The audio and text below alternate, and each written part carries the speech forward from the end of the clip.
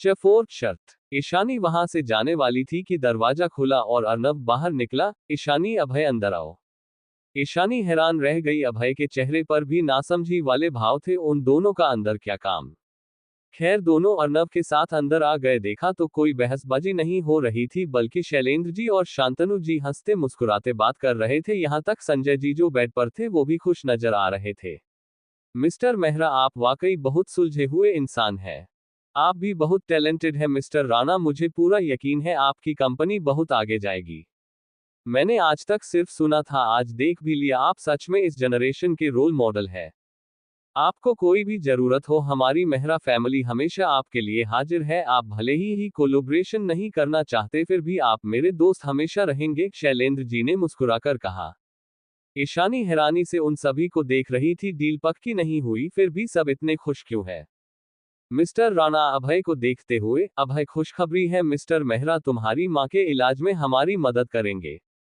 अभय की मां का हार्ट ट्रांसप्लांट होना था। वो सालों से बेड रेस्ट पर थी, पर कोई भी डॉक्टर उन्हें सही नहीं कर पाया था। शैलेंद्र जी की पहुंच बहुत ऊंची थी और वो बड़े बड़े डॉक्टर को जानते थे, तो ज्यादा चांस थे कि अभय की मां ठीक हो जाए। ये बात अभय के दिल को छू गई। थैंक यू मिस्टर मेहरा, अभय ने अपनी गहरी आवाज में कहा। शैलेंद्र जी ने ध्यान से अभय को देखा और उन्हें अब समझ आया क्यों उनकी बेटी अभय से इतना प्यार करती है। इस लड़के में कुछ तो बात है। डोंट वरी बेटा, हम तुम्हारी माँ को ठीक करने के लिए पूरी ताकत लगा देंगे, वो जरूर ठीक हो जाएंगी। फिर रुक कर आगे बोले, लेकिन मेरी एक शर्त है। शर्त? अभय की नजर ईशानी पर चली गई, लेकिन ईशानी तो खुद कंफ्यूज थी। 2 साल पहले एक लड़के ने मैथ्स ओलंपियाड में फर्स्ट और फिजिक्स ओलंपियाड में सेकंड पोजीशन हासिल की थी। उसे फॉरेन की बड़ी बड़ी यूनिवर्सिटीज में पढ़ने के ऑफर मिले थे, जिस वजह से मुझे लगा वो टैलेंटेड बच्चा विदेश में पढ़ रहा है। आज अगर तुम्हारे डैड नहीं बताते, मुझे पता ही नहीं चलता वो टैलेंट तुम हो। अपनी माँ की देखभाल के लिए तुमने इतना बड़ा मौका छोड़ दिया। मैं चाहता हूं तुम लंदन जाकर अपनी आगे की पढ़ाई करो। अभय हैरान रह गया, आप हमारी इतनी मदद क्यों कर रहे हैं। पहला तो मैं नहीं चाहता कि तुम्हारे जैसा टैलेंट वेस्ट हो, और दूसरा। शैलेंद्र जी ने ईशानी की ओर देखा। मेरी बेटी ईशानी को मैंने बहुत लाड़ प्यार से पाला है, मुझे हमेशा इसकी चिंता लगी रहती है। मैं चाहता हूं तुम लंदन में ईशानी का ध्यान रखो। अभय इस बार ज्यादा सरप्राइज नहीं हुआ, वो समझ गया था बात ईशानी से जुड़ी हुई ही होगी। आप हमारे लिए इतना सब कर रहे हैं, मैं इतनी छोटी सी रिक्वेस्ट के लिए कैसे मना कर सकता हूं। मुझे मंजूर है, लेकिन मुझे मंजूर नहीं है, ईशानी ने कहा और अपने डैडी के पास आ गई। उसने नहीं सोचा था डैड उसे अभय से मिलवाने के लिए इतना सब करेंगे। डैड, अब मैं बड़ी हो गई हूँ, अपना ध्यान खुद रख सकती हूँ, मुझे किसी की कोई जरूरत नहीं है। और फिर बोनी तो जा ही रहा है मेरे साथ। शैलेंद्र जी को लगा उनकी बेटी शर्मा रही है। तो क्या हुआ, एक और दोस्त तुम्हारे साथ होगा तो मुझे तसल्ली रहेगी। अभय बहुत होशियार और समझदार है। ईशानी का मुंह फूल गया। डैड, आप सबके बच्चों की तारीफ करते हैं, मेरी नहीं, मैं क्या बुद्धू हूं।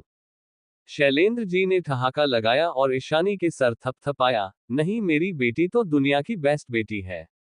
हॉस्पिटल से निकलकर शैलेंद्र जी अच्छे मूड में थे। उन्होंने बहुत बड़े सर्जन से कांटेक्ट भी कर लिया था।